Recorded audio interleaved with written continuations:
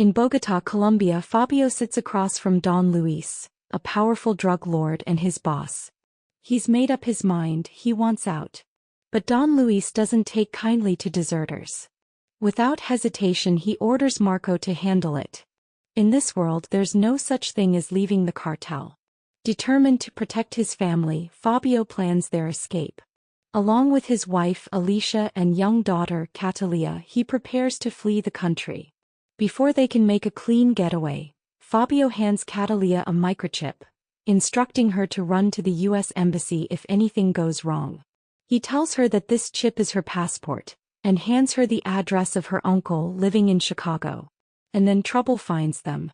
Marco arrives, guns blazing, mercilessly killing both Fabio and Alicia right in front of Cataleya. Marco asks Cataleya if she knows about the chip. She acted innocent until she digs a knife in Marco's hand and runs. They follow him. But she's quick. Thinking fast, she swallows the microchip and escapes, her heart pounding with a singular purpose: revenge. She runs, jumping from roof to roof, but can't outrun them. She hides in one of the water tanks. Just when she is sure that she had outrun them, a car stops behind her and Marco's men are ready to take her. Just right at that time, Cataleya slips into the drain. Somehow, she makes it to the U.S. Embassy, vomiting up the microchip, which contains incriminating details of Don Luis's dirty dealings. It's valuable, too valuable for the Americans to ignore. They take her in and bring her to the United States.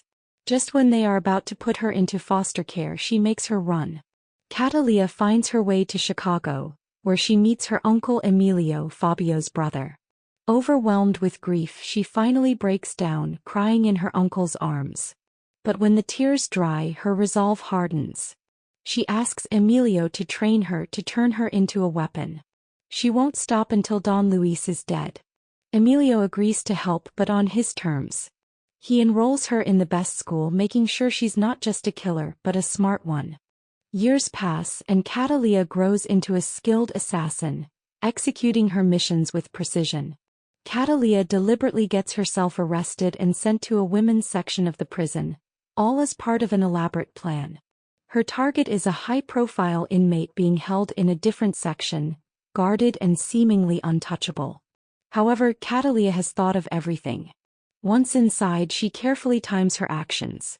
She uses a hidden weapon, a toothbrush modified into a deadly tool, to incapacitate a guard, slipping away unnoticed. Moving with calculated precision, she reaches her target and eliminates him quickly and quietly. But her genius lies in how she frames the entire scene.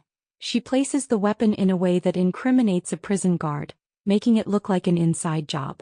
To seal her escape, she returns to her own cell before anyone realizes what's happened. When the authorities rush in, all eyes are on the wrong suspect. By the time they figure it out, she's already walking free, her mission accomplished. Afterward, she heads to the apartment of Danny, a painter who sees her as Jennifer, his mysterious, beautiful girlfriend. He doesn't know much about her, just enough to be intrigued. They spend the night together, wrapped in each other's arms. Meanwhile, FBI Special Agent Ross investigates a string of 22 murders spanning 4 years. The killer always leaves behind a distinct signature, a Cataleya flower marked on the victims' chests. The FBI calls this elusive assassin the Tag Killer. Meanwhile, CIA agent Richard has his own concerns. He visits Don Luis, who has been relocated to the U.S. under CIA protection in exchange for intel. Richard shows him the recent prison hit, but Don Luis denies any involvement.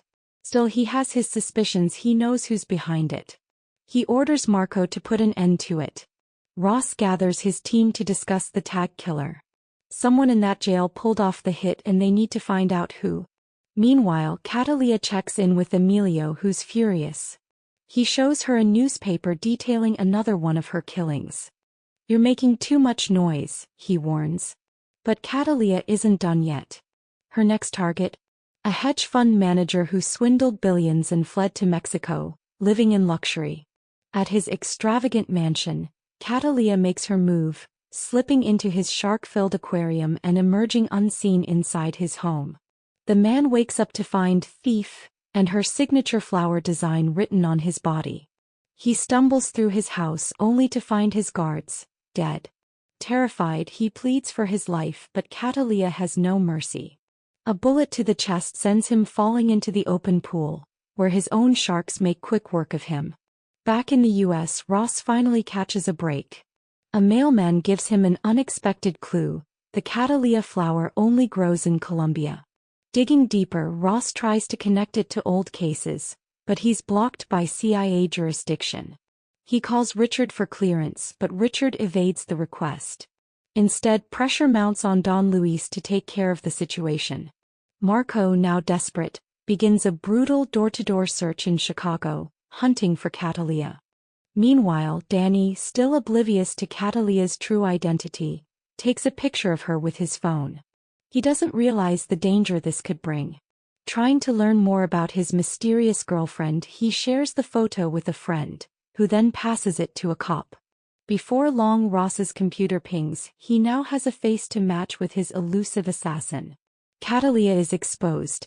That night, Danny casually mentions the photo, and Cataleya immediately knows she has to go. Instantly, she knows she's in danger. Without showing panic, she calmly gathers herself and leaves. But outside, a full SWAT team has already surrounded the building. As they prepare to storm in, Cataleya moves fast. She activates her well-planned escape route, slipping through a ventilation system and making her way across rooftops with cat-like agility. The SWAT team bursts into the apartment, but she's already steps ahead, evading them effortlessly. Dodging gunfire and moving with precision, she navigates the cityscape, using her knowledge of the terrain to outmaneuver her pursuers. By the time the authorities realize she's gone, Cataleya is already vanishing into the night, on her way to Emilio's place, only to find her worst nightmare waiting for her. When she reaches Emilio's place, her world shatters. He's been tortured and killed. Grief turns to fury. Seeking justice, Cataleya confronts Ross in his own apartment. She gives him an ultimatum: get her the intel on Don Luis, or she'll make sure his family suffers. Ross, left with no choice, presses Richard for information. Richard refuses until Cataleya proves she's serious by firing shots at him during a meeting. Panicked, Richard finally hands over Don Luis's location. Now armed with everything she needs, Cataleya heads to Pepe's garage. Pepe, Emilio's trusted friend, was also killed by Marco. She gathers weapons and takes Pepe's 2 dogs. It's time for the final showdown. At Don Luis's heavily guarded home, Cataleya strikes with deadly precision. She eliminates every one of his men before facing Marco. In a brutal hand-to-hand fight, Cataleya fights Marco. She is almost overpowered by him when she gathers her strength and overpowers and kills him. Don Luis attempts to flee in a van, but Cataleya calls him using Marco's phone. As he listens, she calmly gives a simple command: eat. Inside the van, Pepe's dogs trained to kill are set loose. Don Luis meets a fitting end, torn apart by the very creatures she unleashed. Meanwhile, Danny is taken into FBI custody. But he knows almost nothing about Cataleya, just that he loves her. When Ross questions him, Danny asks for a cup of coffee. While Ross steps away, Danny gets a call. It's Cataleya. She tells him she's safe and that he has only 40 seconds before the FBI traces the call. 3 questions, she says.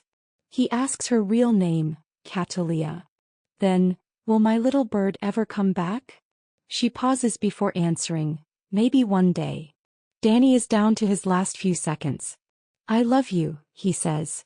For the first time, Cataleya hesitates, emotion creeping into her voice. But before Ross can grab the phone, she hangs up. With sunglasses on, Cataleya steps onto a bus, her destination unknown. But one thing is certain: her story is far from over. We hope that you like this video. Subscribe our channel for more amazing recaps. See you in the next one.